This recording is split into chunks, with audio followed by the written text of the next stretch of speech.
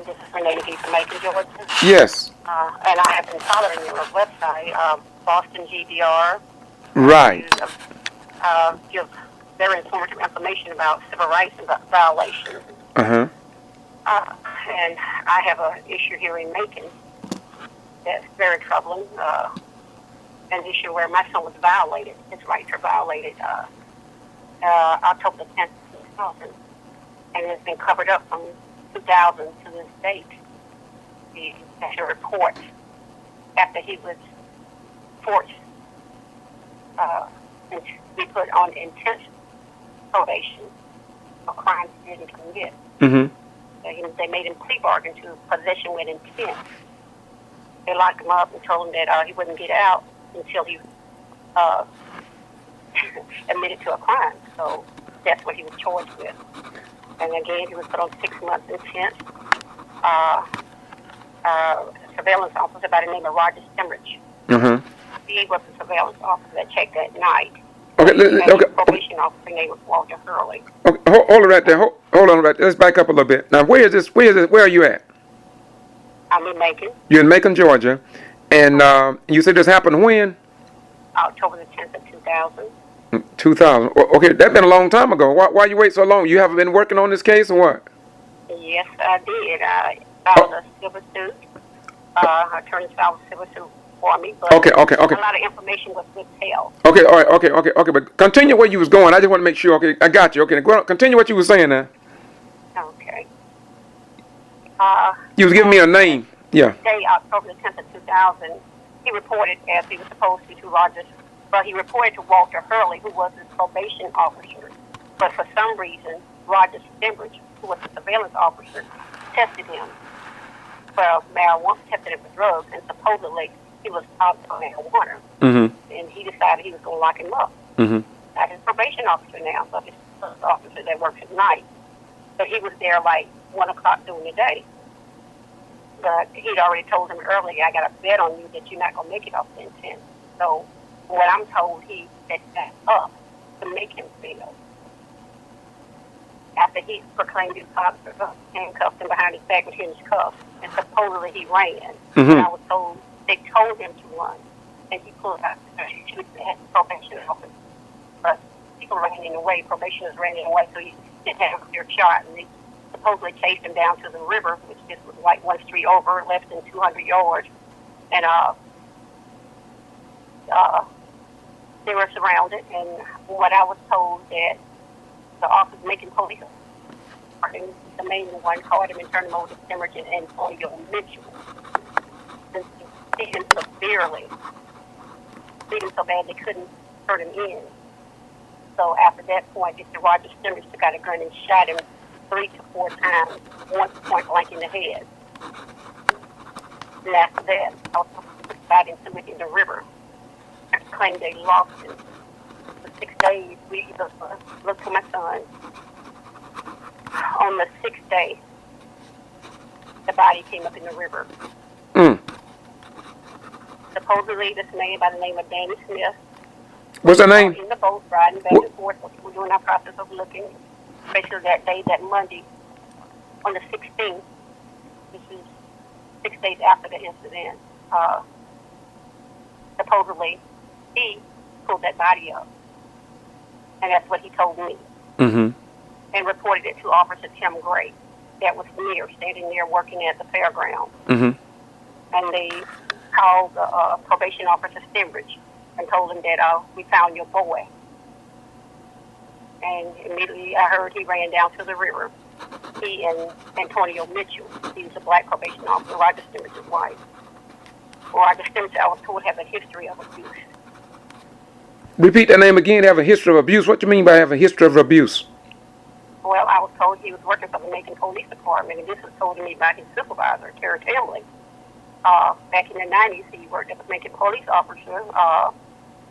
He supposedly shot someone and placed a weapon on him. He shot another white man and placed a weapon on him, pretended that it was self-defense.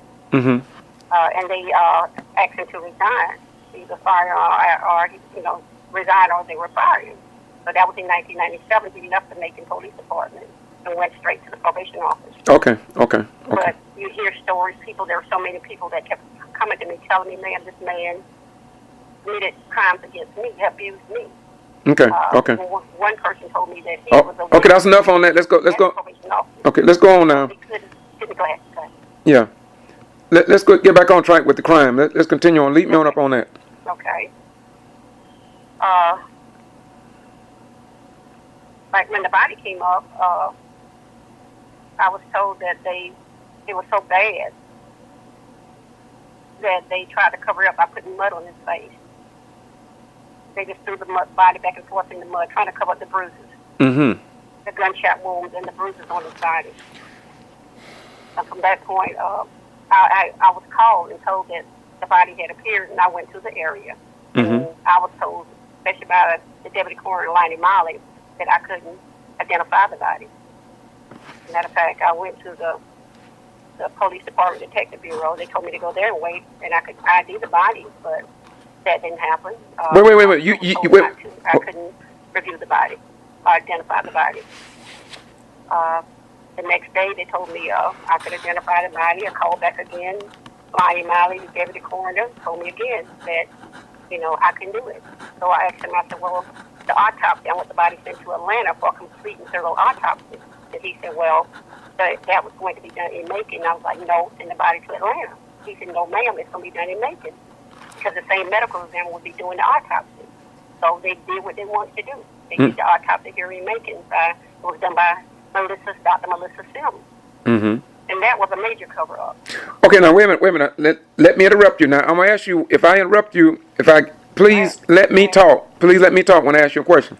Okay, now my question is, now you are making statements about individuals. Now you are aware that you cannot make false statements by using people's names. So what you're telling me is accurate. I don't want anything but the truth. Now when you call these people's name, you are speaking the truth. Am I correct? Because I am recording now. Yes. Okay, go ahead. I'm sorry. I just want to make sure now. Go ahead. Right. Lonnie Molly was the deputy coroner. Okay. Lonnie Molly was there when the body was up. This man spoke to me and told me to go back. Lonnie Molly. Okay. Lonnie Molly spoke to me the next day and told me, ma'am, when I wanted to ID the body, he said, ma'am, no, I couldn't. He said, we're going to do it by fingerprint. Verbatim to me. Mm-hmm. Mm-hmm. Okay. And like I said, I asked for the body to be sent to Atlanta, and he told me no, it was going to be done in Macon, because the same medical examiner in Atlanta would be the same medical examiner that does. Right. You explained. Right. Right. And it was, which is on the autopsy report, Dr. Melissa Sims. Mm-hmm. Okay. And there were a lot of, I seen the body myself with my own eyes. After they finally sent it to the funeral home, which the funeral home called me, Miss Glory, the funeral home called me and told me that I didn't need to view my son's body, to go ahead and bury him. Mm-hmm. I didn't need to see him, and I told him no, I wouldn't want to bury him until I seen who I was burying. You say the funeral, excuse me, you say the funeral home told you that? Yes, Gloria. Okay, I'm sorry. Go ahead, I'm sorry. She called me, personally called me, and told me to bury him, and don't look at him. Now, Mr. Bentley, and change it, Mr. Bentley, who owns the funeral home, told her to call me and told me I didn't need to view my son's body. I just need to go ahead and bury him. And anyhow, I did go to the funeral home. They did. Matter of fact, after they told me that, they kept the body on the day before they let me view the body. Did you find that to be suspicious, or did that create suspicion, or what did that do? Because we had the same thing that happened here. The Lowndes County Sheriff Department would not let KJ parent review their body. Did you find that suspicious? Yes, I did. Okay, go ahead. I'm sorry. Yes. When I did his body, I mean, it was severe. I mean, he had a hole over his right eye. The bones you could see, the forehead was not even smooth. The bones were out of place in his forehead. His left arm, the hand was just hanging there. It had to be broken. The lower legs had to be broken because they were twisted. Right shoulder had to be out of place. There was a hole, like a bullet hole above his right knee. There were 2 holes in his right chest. There was a hole in his right ear. Here. There are many bruises and contusions to his body that was not reported. I found out 3 months later after I finally got an autopsy report. Who did that autopsy report? Dr. Melissa Sims. Okay, okay. SIMS, Sims. Okay. Okay, go ahead. She stated in there that it was accidental asphyxia by drowning. But it was significant that the handcuffs were in the front. It was significant that he had bilateral petrous hemorrhaging of the temporal skull bones. Mm-hmm. But there was no explanation. They said he was positive for marijuana. That's why they was locking him up. The autopsy clearly states, toxicology report, negative for all basic drugs. There was no marijuana even reported in his autopsy. That's why he proclaimed he was locking him up that day. Mm-hmm.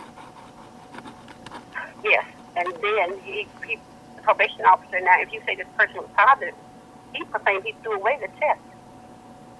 So it was never presented to me a positive drug test. Mm-hmm. And the reason I say the medical examiner covered up, she put bilateral petrous hemorrhaging in the report. She put teeth in fair repair. My son left home with a mouth full of beautiful teeth in his mouth. Okay, there was no reason for the teeth being in fair repair. There was no photograph to prove anything that she said in that report. What? The bilateral petrous hemorrhaging. Okay, what you mean there was no photographs, ma'am? Well, she took 10 photographs. Mm-hmm. There were like 4 of the body with clothes on. Mm-hmm. Off a distance, none of a close view of that face. The way his face is mutilated. She took no close-up photographs of his face. Mm-hmm. And she said she did an autopsy. There were no autopsy photographs. What you mean? What you mean? Wait a minute. What you mean? Well, if she dissected and she checked the brain, but she said the upper airway was clear of debris. No water was in his lungs. Okay, but all this being said, when you do an autopsy, there should have been actual autopsy photographs with the clothes off, showing everything that you're stating in your autopsy. Teeth in fair repair, that should have been shown. There should have been photographs showing and describing everything she stated in her autopsy. Okay. So did your case ever go to court? No, it went to one thing. I filed a civil suit. Wait a minute. Let's back. Wait a minute. Before you get to the civil suit, my question is, it didn't go to court. Was there inquest? There was an inquest. What happened at the inquest? They say they did no wrongdoing. No offenses. What was the? They didn't find any evidence that would rule against the officers. As a matter of fact, the officers weren't there. One probation officer was there. They had one probation officer named Dale Freeney. He wasn't even involved. It was Antonio Mitchell. That was fraud. Who made this determination at the inquest? Was it the coroner, or did they have who did this? The coroner. So he ruled himself, right? Excuse me? He ruled that everything was okay. Right. Exactly. Okay. All right. That was his determination. So the medical examiner was there saying she didn't find any trauma. Okay, now this seems pretty complicated. Now I don't have the time to continue, but I appreciate you sharing this with me. But I want to ask you a few questions, and I know you got a lot to tell me. I want to talk to you later. I appreciate you calling me. Let me say this. I'm finding out I've gotten some calls from Fort Lauderdale. Also, Hilda Egerton here called me this morning, and she's going to send me something about a murder really here in Lowndes County. And of course, I talked to Kenneth Johnson this a few minutes ago as well. And so, but my question is to you overall: Do you feel that maybe did the G.B.R. have anything to do with this? Yes, the medical examiner is the G.B.R. Okay, so people down here begin to question the G.B.R. So, do you question the G.B.R. and the credibility of the autopsy reports and law enforcement in general? Do you have how do you feel about them? Well, major question. She was supposed to do X-rays. The way my son's body looked, you would have thought she would have did X-rays. She did no X-rays to rule out fractures. She did no blood work or tissue study to rule out trauma under that tissue. I mean, with a case like that, my son should have examined from the top of his head to the bottom of his feet. Everything showed that, especially that she reported in her report. Mm-hmm. You know, but it wasn't done. It was a cover-up. Well, I wouldn't say a cover. I stated to someone, which told me, Miss McGee, I was told 90 miles said the medical examiner bungled your son's case. Bungled. Wow. And better yet, and I don't know if I should say it, but with the both of the NAACP said Lonnie Mallett, the deputy coroner, who was there the day my son was murdered, right after that, he was there on the scene. Who was that now? Meaning that he was there when the body was thrown in the river. Edward DuBose? Edward DuBose. Wait, you say he was there when what now? He told me that Lonnie Mallett, the deputy coroner, which he told me, Miss McGee, I got to protect Lonnie Riley. Lonnie Mallett, the deputy coroner, I have to protect him. That's what he told me. Well, I personally know Edward DuBose, and I think he's above board on everything that I've worked with over the years. But you're telling me that he had to protect, was this a black guy he was trying to protect or a white guy? Yes, black. They had to protect the blacks that were involved. Are you serious about that? Yes, I am serious. On my son's grave, I am serious. Edward DuBose told me to my face. Wow. And what's your son's name? What's your son's name? Once again, I want it for the record because I'm going to talk to Ed DuBose about this myself. I can't believe this. So what's your son's name once again? And not only me, I'm pretty sure that he had a meeting after that, later years, less than 2 years ago, and an officer was there that asked for help, Joseph Calloway. And he said, Renee, he said, what you said he told you, he stated this in a meeting, and I was there. Me and some other community people, we heard him make the same statement that they had to protect the blacks involved. And that don't make no sense to me. Yeah. And I cannot believe. I give you that, but I'm pretty sure he shouldn't lie about it. But if he do, I mean, I was there. I took my son with me, and then you stand up in a meeting and address this issue to other people, but you don't do anything about it. Well, let me turn another corner here. Was the president Edward DuBose, was he at the inquest? No, he wasn't president when that happened. Walter Butler, I think, was president. Oh, I got you. Okay. Well, was he? I didn't get any help from the NAACP. I was requesting their help right after I found, after it happened. Selma Dillard was the president here in Macon, and her political career was more important than at that time. But she was friends with Lonnie Mallett. Matter of fact, when I went to her one time, he was standing right behind her looking at me.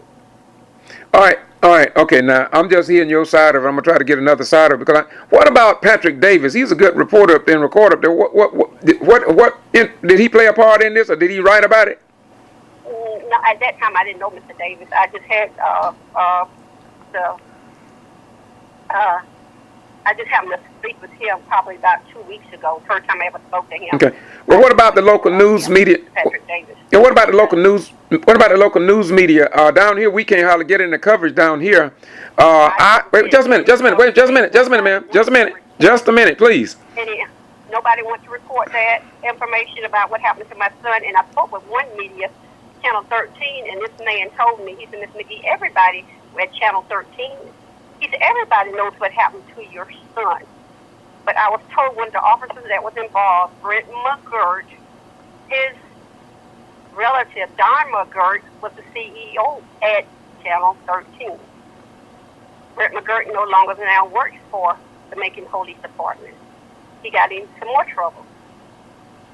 This came straight from the police, the supervisor police officer, Mr. Tinley. He told me that he did something else and they had to get him out of town. Okay, Renee. Yes. Let me ask you a question. Yes. How are you viewed in terms of the community leaders and your credibility in that community? Do people see you as credible, or do they see you as a something other than in a good image? Well, everybody that I spoke to see me as being credible because they know what happened. And so you over. They know I'm telling the truth. They knew my son was murdered. Okay, how many years has it been, and why are you waiting so long to? What have you done extra beyond the inquest? Oh, I filed complaints with the Department of Justice. I tried to file complaints with the G.B.R, but they told me that, well, ma'am, I went to the governor. So first I went to the governor. Governor Barnes was the governor at that time.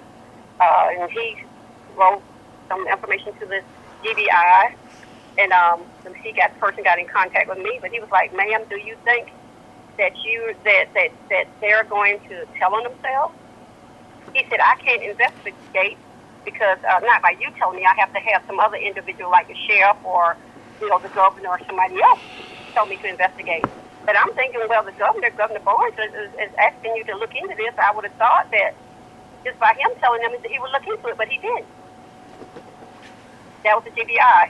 Thurman Baker was the Attorney General at that time. I sent information. I called that department, and I just kept getting a runaround. I have letters that I received back from the Justice Department in D.C. where, they said they didn't find any wrongdoing. And they kept sending it back to Gregory McClendon, the FBI agent here in Macon, that an eyewitness told me, threatened him. Danny Smith told me, "Ma'am, this man threatened me." So how do you... After I told him what happened to my son, and this man told me, "Hey, I'm an eyewitness," he said McClendon came to him, spoke to him, and he said, "Ma'am, after that, he and a blonde-headed cop that was involved in your son's murder threatened me." And you haven't found, the Justice Department didn't do anything about that? No. Do you have... I filed complaints. Okay, I hear you. I got you. Listen, ma'am, wait a minute, ma'am. Ma'am, please listen to me. Ma'am, please don't try to out-talk me. When I ask you a question or try to interrupt you, I do that for a purpose, okay? Okay. All right.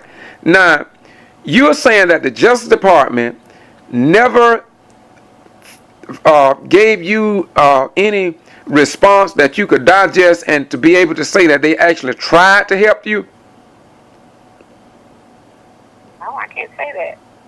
So the only thing I can say is they say no wrongdoing found. That's what I'm saying. So they didn't give you any... Right. Now, and the reason I'm asking this question is because if you don't trust the local law enforcement, and you're talking about the G.B.R., and you talked about the governor, and you talked about the Justice Department, now, if you have reached out to all those people, where's are you to go? Exactly. Where am I to go? Where else can you go? And that's why I say I have been trying to get help ever since 2000. But they're covering up because who involved? They're covering up. Well, what about the SCLC since the NAACP not being? What you tried Jesse Jackson or Al Sharpton or any of those people? I did. I tried his group, Mr. Livingston. I spoke with him. I think like in 2000, that was who was answering, taking the calls for that. And I even sent him a complete package, but I never heard back from him. What about? I never heard from Mr. Sharpton, and I'll tell you what, Mr. Livingston got me in contact with somebody in Columbus, Georgia, and that man told me, his name was Mr. Carter, "Ma'am, nothing's gonna happen about what happened to your son." Why do you think he said that? Is it because he thinks that there's so many possible killings or murders that is unresolved, or people are living in fear here in the state of Georgia? Why do you think he would make that statement, in your opinion? Yes, and I think so. I had an attorney told me. He said, "Miss McGee," he said, "there's a gag order put on the doctors." He said that's why they can't tell the truth. There are gag orders put on them. He said, "Ma'am, these people are getting paid off." Mr. Charles McKinney. He said these people are getting paid off. Wow. There was no police report. All that information was kept off the record. But when you say off the record, what do you mean by that now? There were police. The police department was there. The police were involved. I never got a police report of what happened that day. It was not put on the case file. I filed a lawsuit within, you would think, the interrogator in deposition, that this would have came up. A police report. Never did. Even the attorney mentioned, even the attorney told me, "Ma'am, you have a major issue." I mean, he didn't do it. That's why I had issues with the attorneys. What was the attorney name? Police report. What was the attorney name? Charles McKinney. Charles Mahoo? Charles McKinney, M.C. Charles McKinney. N-E-Y. And you making truthful statement, because I'm gonna tell you, I don't like. I mean, what you statements. I have it written down and brought up on the court. I have a lot of this information written out. I filed that information at the courthouse. Well, let me say this. Let me do a little talking here now. I was pulled over for criminal trespassing. Come to find out, there is no documentation to legalize when they banned me from going into the high school.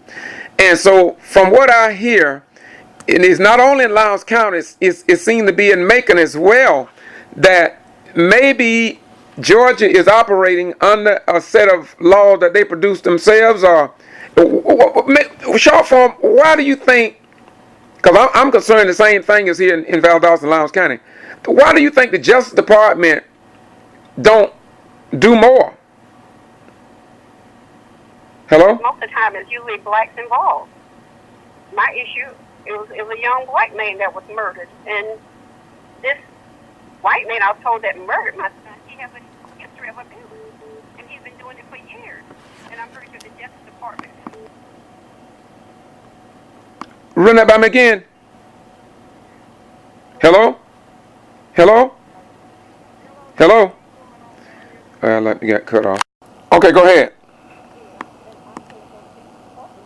You know, feel as though blacks are irrelevant, evidently, you know, and you got so many Uncle Tom blacks that don't care what happened to other blacks unless it relates to them. So when you say black, Uncle Tom, what you mean by that? You got blacks that help cover up. But not in law enforcement. There were blacks that helped cover up my son's murder.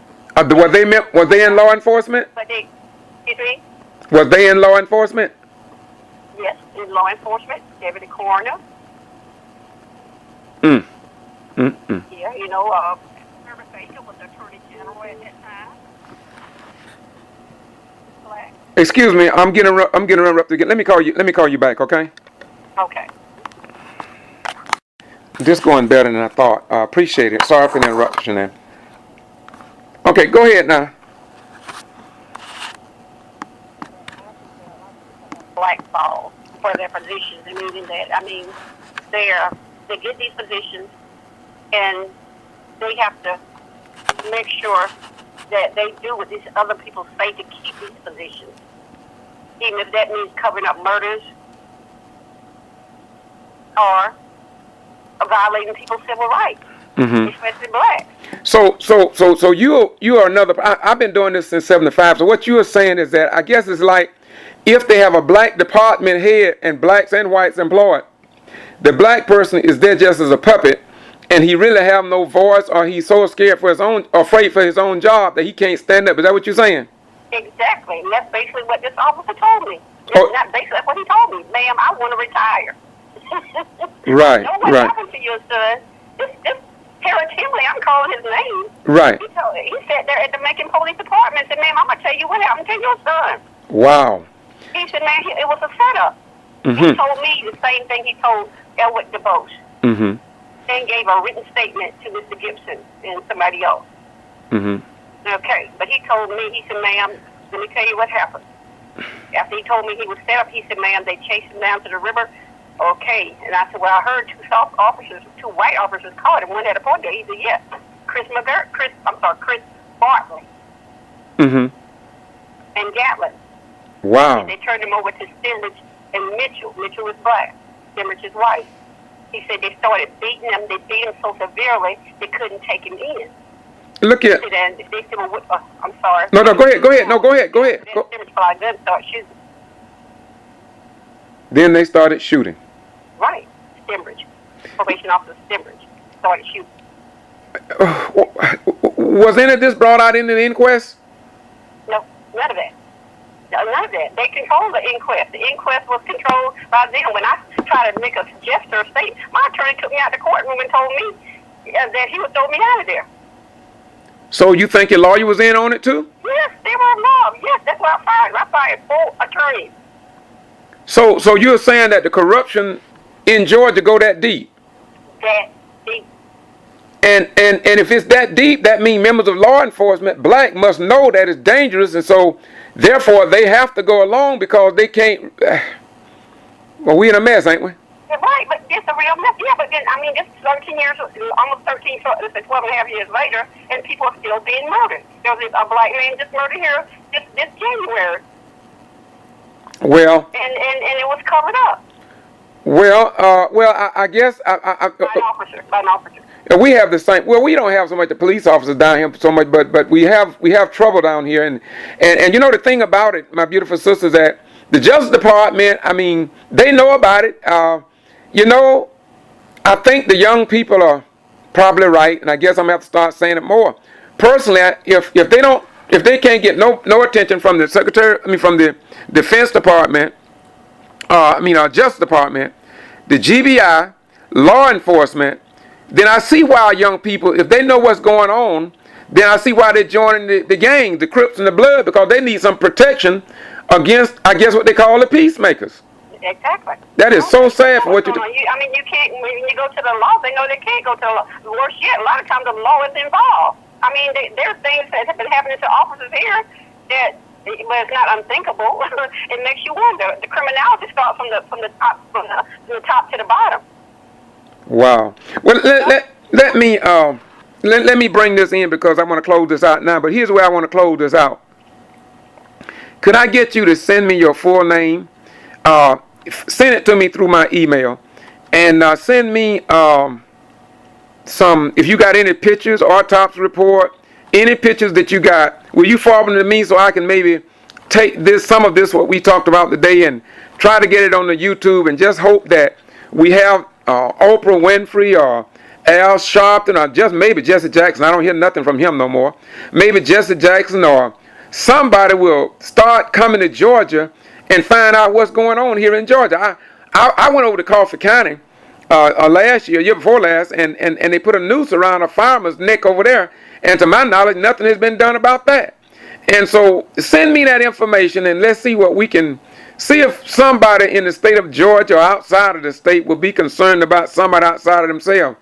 Renee, all I can say is I thank you for your courage. I don't know if I can help at all. I've been getting a lot of calls here recently since Kendrick Johnson found dead in the Lowndes County high school gym. I'm getting a lot of thanks for what I'm doing, and thank you for contacting me. Right, but thank you for talking to me.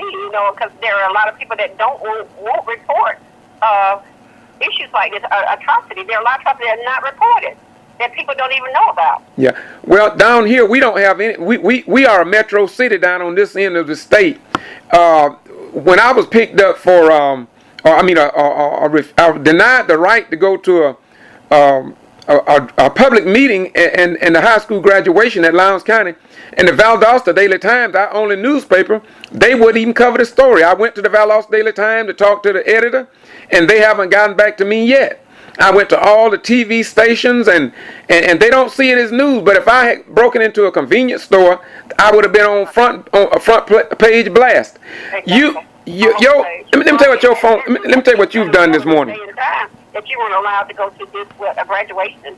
Right, they denied me the right to go to a graduation based on what they say was a trespass, criminal. Something, warning or something, and yet when I went to the sheriff department, the investigative department, the superior court, the magistrate court, I even went to the district attorney office and the federal courts, and they ran my name and they didn't find nothing on me, and then the sheriff said that he would look into it to see if there is an outstanding warrant or something of that nature, and if it wasn't, he'll get back with me. Well, why would they single you out? Did you have to have a pass to get into graduation? No, I was in a line just like everybody else, and just driving my vehicle. Wasn't driving my vehicle because my vehicle was involved in an accident. But what they did, I was driving a rental vehicle, and Deputy Thomas told me if I go further, they're going to arrest me and then he called on the radio, and I heard it on the radio saying that I had been on restriction by West Taylor for 2 weeks. And so my friend called West Taylor that following Tuesday after the holiday. West Taylor said he didn't do it. When I went to the sheriff department, he said he didn't do it. Now the Georgia Attorney General knows about it, and I haven't heard nothing from him. The Department of Justice also know about it. And so I'm living down here in danger. And as far as I'm concerned, when you got law enforcement officers or the sheriff can do this and just stop people arbitrarily, my question is how many young people are in jail for obstruction of police officer or any other thing? They just make the laws up like they want down here in Georgia. And this is why I don't think the civil rights movement worth a damn today. They know about this because I've informed every civil... Just lock up a black man and say, a young man, don't have to necessarily lock up a young man and say, well, we're going to keep you in jail until you plead guilty. Absolutely. I mean, that's what happened to my son. Yeah. I mean, they just do what they want to do. It's sad, baby. I mean, I don't know. I'm going to tell you, you have done something by sharing this. Be sure to get them pictures to me, and I'm going to, in the next few days, I hope to get something up on YouTube, and I'm going to send it across the nation. It probably won't do any good. Nobody cares about it. You know, the thing about it, nobody cares about anybody. You can be an active duty person, you could be disabled, served in all the wars, and they still don't give a damn about you. And it's sad. You know, Renee, excuse me. You know, I used to didn't even use the word damn, but now it's getting now wherein. I sympathize with the young people. I used to criticize them for getting into the folk game and the Crips and the Bloods, but it seems like more of us need to get into it. I'm going to tell you the truth. If I don't have somebody to come to me pretty soon, I'm going to have to do something, I can't understand this in the state of Georgia. Right. Well, I had to pray about it. Don't believe me, I didn't have thoughts. I just had to pray. God just had to take the thoughts off my mind. I said, but you know what? They always say eye for an eye, but I just had to pray about it. I prayed about it. God said, just wait on me. Wait on me. But, and I'm still waiting. But I chose to wait because I don't want to stoop down to their level.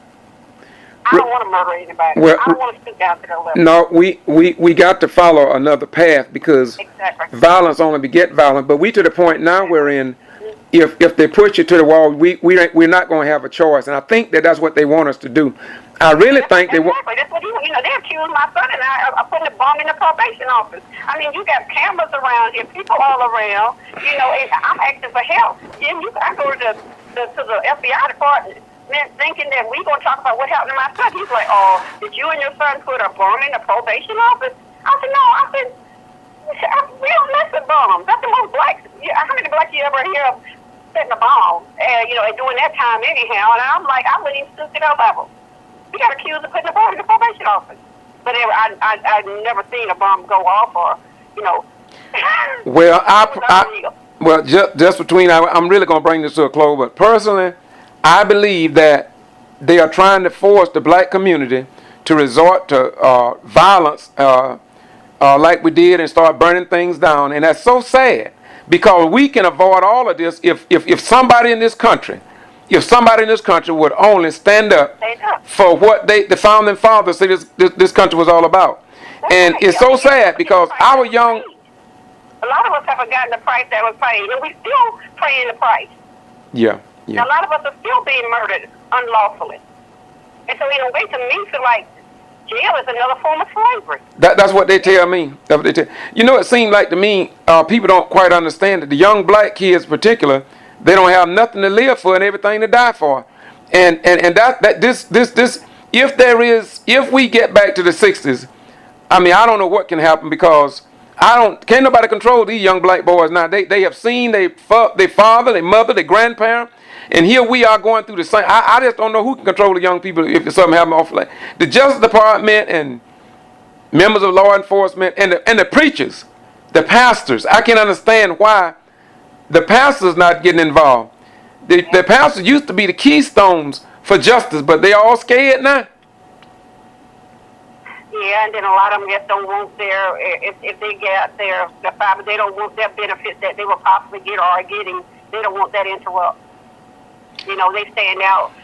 Attorney told me, ma'am, they can do things to you. They can make it bad for you. Yeah. You won't be able to get a job and hold on to it. Well, look, let me. I appreciate you calling. Thank you. I'm also gonna pass this on to Bobby Worthy of Justice League. Now he's an individual out of Blackshear.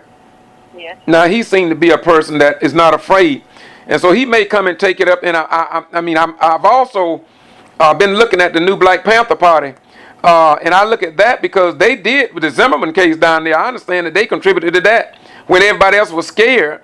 Other people came in later, I understand, and so maybe you need to contact them to see what they can do if the traditional civil rights organization don't help. But I would do my part to try to get this out to if we got any blacks in this country that's concerned about other blacks. I do know we got a lot of whites who will stand up because we got some here that will fight for blacks when they won't even fight for themselves. Right, and the sad thing about it, the first person that came to me and actually told me what happened was a white man, David Smith. Ain't that something? When they said he pulled the body out of the river, David Smith. He was white. Isn't that something? This is why I tell black people they better stop hating on white folk. Because what the president that's here now with the NAACP, she told me, she said, "Man, you don't have to go to the white folks because they had to protect the black folks." Yeah, it's sad, and I know you're laughing. It's not funny. It's really sad. No, sometimes you gotta laugh, keep from crying. I'm just, it's just not a laugh, but sometimes you gotta laugh to keep from crying. Well, I was Your sitting up heart here. still hurts. It's 12 and a half years ago, and it's you're still wounded. Yeah, yeah, I'm still wounded. yeah, You can't even put a Band-Aid on this. yeah, yeah. Well, I'm gonna check you later. I appreciate you. I appreciate you calling, Miss. Hello. Appreciate you listening to me. Maybe somebody with concerned of heart, that want to expose this and not cover it up. Yeah. They'll probably expose it, and maybe they'll make a way where maybe they'll stop murdering these people, like people, and being allowed to cover up. Because if they know they'll be exposed, they won't commit murder because they know it won't be covered up. Well, what done happen now is that the newspaper now is and the television stations are all in the clique and among the slicks. And so the only thing we get out now is, that's why I tell everybody, I recommend it for you to get an iPhone, get you a camera, tell your friends, your neighbor, and mention it at your church, that everybody now need to arm themselves with a camera, with an iPhone, a recording secret pen, or whatever it is. But we have no news. We don't have no free press in Georgia anyway. I can't speak for the other states. But I know in the state of Georgia, our story don't be told. That's why I started doing what I do now. I used to didn't do this, but I had to after I retired and found out how they want to keep the people ignorant, and they're very successful at it. The Velos Daily Times conglomerate own a lot of newspapers, and until we as black folk wake up and create and support our own newspapers so we can get our stories told. So if my rights had just been violated, the Valdosta Daily Times just saying that they don't care about that. The local TV stations here in South Georgia and radio are saying, we don't care about you. You could have got killed in Vietnam or in some other. We don't care about that. All we want you to do is fight these wars and return home so we can pull you over for whatever we want to say, even without documentation. And this is the story that I'm telling the young people now, because if we don't stand up for what Dr. King stood up and just keep running around telling people about, well, I'm carrying on a dream. How can you carry on a dream and you ain't it just don't make no sense. It just don't make no sense. Right. You don't want nightmares. You want dreams. You want dreams, positive dreams. You don't want nightmares. I don't even want dream no more. I want to dream out from the dream a new reality. And you do that by work. Somewhere I read, faith without works are dead. Dreaming without works are dead. I want to see some works. I want to see the pastors tell their congregation that if you're not going to stand up, you're not following the teachings of Jesus. I want people to tell people if you're in Islam, and if you're not doing what the real freedom fighters have done of yesterday, then I don't think you're going to make the trip to see Allah. That's right. And that's probably why now these civil rights organizations now not getting anywhere, because to me, it's all about money. And it's sad when somebody tell you, okay, well, they're getting paid to push cases under the rug. Well, let me get out of here. I was sitting here. I was trying to get something wrote up for tomorrow. I got to speak over equipment tomorrow. And I was working on that, but I sure appreciate your call. And let's stay in touch on this, okay? Look, please send me those pictures. As soon as you send me those pictures, or types of pictures, whatever you got, I'll decipher them and I'll try to make something out of what we talked about today that I can present it out here to the people. Because the people need to know, under our form of government, it's a disgrace here for the state of Georgia to have newspapers, television stations, and radio who will not report the cutting edge news, especially if we're dealing with black folk, other than sticking us on the front page for crime reports. It's sad. Thank you very much. But I do recommend you getting with Patrick Davis up there. I've been very impressed with the Examiner and Patrick Davis. Patrick Davis, in fact, cover more about the Quitman T down here and the Madison 9 and the Kendrick Johnson and as well as Egerton. He just did an article the other day about the Egerton case. And down here, we don't get that. We don't have no. Do you know America's got about 5 to 6 newspapers and Valdosta only got 1, and it's so conservative that it won't even cover the fact that my rights were violated. They don't think enough of the black community to say, you know what, we gonna show a sign that they don't care. I mean, you can't put it any other way. It just don't make sense. What percentage is there in blacks in Valdosta? Huh? The percentage of blacks in Valdosta, what is it? Well, certain areas we carry the majority. You definitely carry the majority in the city, but the bottom line is, it's not about majority no more. To me, it's about us It's about us doing it for ourselves. And this is what I'm hoping. I'm hoping that the young people will line up with what is right and let them be willing to die for what is right, because that's what we are today. If we are not willing to die for right, then our children are going to die today and tomorrow. And so we might as well die today so they can live tomorrow. That's my take on it. Right, and that's the way it should be. I mean, that's what they've been doing. They died for their kids to have more than what our kids have ever had.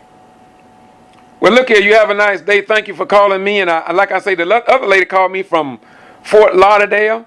And Egerton, of course, wanted me to do a thing on her because they see that a lot of people are hitting my YouTube now. So we just going to stick in the mix and we'll see what happens. You know what, Ms. Renee, you know what I think? Hello? Yes, I'm listening. I think what I'm going to do, and you might be the first, I think I'm going to create another another YouTube channel. And I'm only going, because I'm getting so many calls across the nation. Yes. And I may put, I don't know what I call it, but I'm thinking about creating another one. So it will be for people who want to tell their story, but nobody will report it. Okay, madam. Thank you very much. No, thank you very much. All right, bye-bye. That would be great. Thank you very much.